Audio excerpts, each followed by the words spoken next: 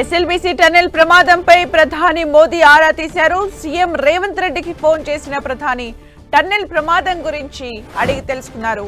అన్ని విధాలా సాయం చేస్తామని హామీ ఇచ్చారు.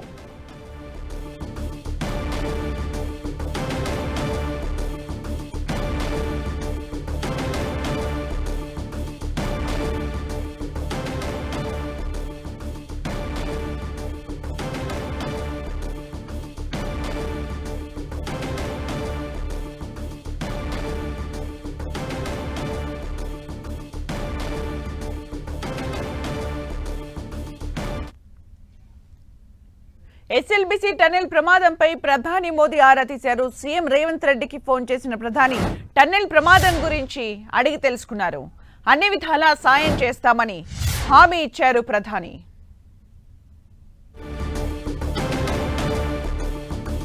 ఇటు గంట గంటకు ఉత్కంఠ పెరుగుతోంది. సమయం గడుస్తున్న కొద్దీ టన్నెల్లో చిక్కుకున్న వారి ప్రాణాలపై ఆశలు అడుగంటుతున్నాయి.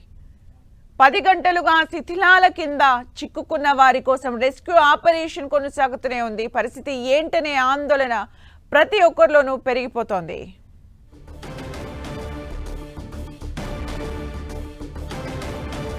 ఇక ఇటు టన్నెల్లో చిక్కుకున్న కార్మికుల్ని కాపాడేందుకు అన్ని రకాల ప్రయత్నాలు జరుగుతున్నాయి. మరిన్ని అప్డేట్స్ మా ప్రతినిధి ప్రసాద్ అందిస్తారు. ప్రసాద్.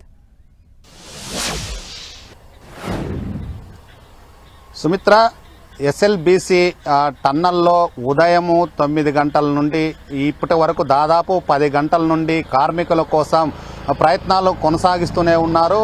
ఉదయం 8:30, 9 గంటల సమయంలో ఏదైతే టన్నల్లో ఉందో టన్నల్లో ఉన్నటువంటి పెక్కులు ఊడిపోయి కార్మికుల పైన పడడంతో అక్కడే 8 మంది కార్మికులు చిక్కుకోవడం జరిగింది. వారి కోసం ఉదయం నుండి రెస్క్యూ టీం కొనసాగుతుంది. అయినప్పటికీ కార్మికుల జాడ ఇప్పటి వరకు కనిపించలేదు. దీంతో కార్మికుల్లోన అధికారుల్లోన మాత్రం తీవ్ర ఉత్కంఠత నెలకొంది. ఉదయం నుండి కార్మికులు 10 గంటల సేపు టన్నల్లోనే ఉండడము, ఆక్సిజన్ లేకపోవడము, ఆక్సిజన్ లెవెల్ తగ్గిపోతున్నాయనేది తెలిసినప్పటికీ కార్మికులు మాత్రం లోపలే ఉండడంతో మాత్రం తీవ్ర ఉత్కంఠత నెలకొన్న పరిస్థితి కనిపిస్తుంది. దాదాపు 10 గంటల సమయం అవుతున్నా ఇప్పటి వరకు కార్మికుల ఆచూకీ దొరకకపోవడంతో అధికారులు మాత్రం తీవ్ర టెన్షన్ నెలకొన్న సందర్భం కనిపిస్తూ ఉంది.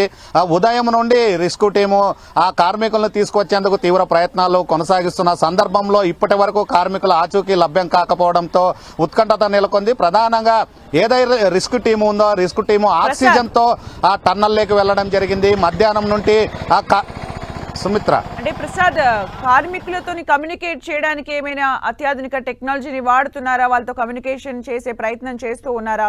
ప్రస్తుతం అక్కడ పరిస్థితి ఎలా ఉంది అసలు?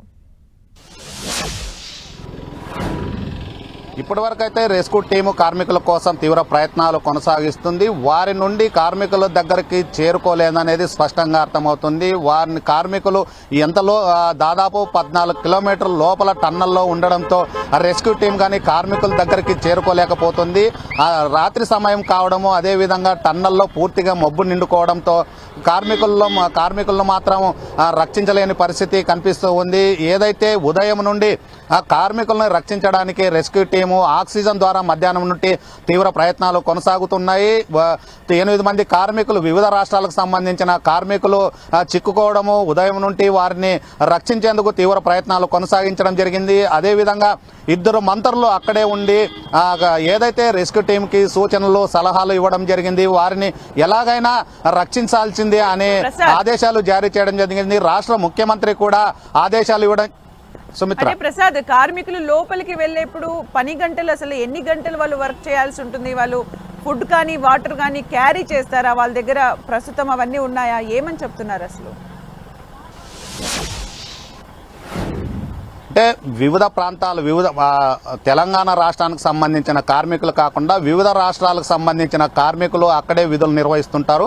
వారికి సంబంధించి ఉదయం ఏదైతే పని సమయం ఉందో ఆ సమయంలో క్యారియర్లు తీసుకొని వెళ్తూ ఉంటారు. టిఫిన్, అదేవిధంగా మధ్యాహ్నం భోజనానికి సంబంధించి మొత్తం తీసుకొని వెళ్తుంటారు. అలాంటి సందర్భంలో ఏదైతే ఉదయము టిఫిన్ చేసిన తర్వాత ఈ ఘటన చోటు చేసుకుందా లేదా అనేది మాత్రం తెలియాల్సి ఉండే పరిస్థితి ఉంది. అయితే అక్కడ ఉన్నటువంటి వారికి భోజనాలు మొత్తం క్యారియర్లు కూడా పూర్తిగా ధ్వంసమైన పరిస్థితి. అయితే అక్కడే దాదాపు 4-5 అడుగులు వాటర్ వచ్చింది అనేది, అలాగే మొత్తం నీటి మట్టం చేరుకోవడము, అది ఆ టన్నల్లో ఉన్నటువంటి వాటర్ ఏదైతే ఉబుకుతుంటది ఆ వాటర్ అక్కడికి చేరుకోవడంతో కార్మికులకు కానీ తీవ్ర ఇబ్బందులకు గురైంటారనేది తోటి కార్మికులు చెబుతూ ఉన్నారు. ఆక్సిజన్ లెవెల్ గానీ పూర్తిగా తగ్గిపోయి ఉంటాయి. పైన నుండి టన్నల్ మీద ఉన్నటువంటి మట్టి పడడంతోనే వారికి తీవ్ర ఇబ్బందులు ఉన్నాయి. అయితే రెస్క్యూ టీం కొనసాగుతుంది. ఎన్డీఆర్ఎఫ్ బృందాలు గాని మరి కాసేపట్లో ఆ టన్నల్ కు చేరుకునే అవకాశం ఉన్నాయి. రాత్రి సమయంలో గానీ ఏదైతే రెస్క్యూ టీము వారి కోసం అన్వేషణ కొనసాగించే అవకాశాలు ఉన్నట్లు తెలుస్తూ ఉంది. అయితే ఆ రాత్రి సమయంలో కూడా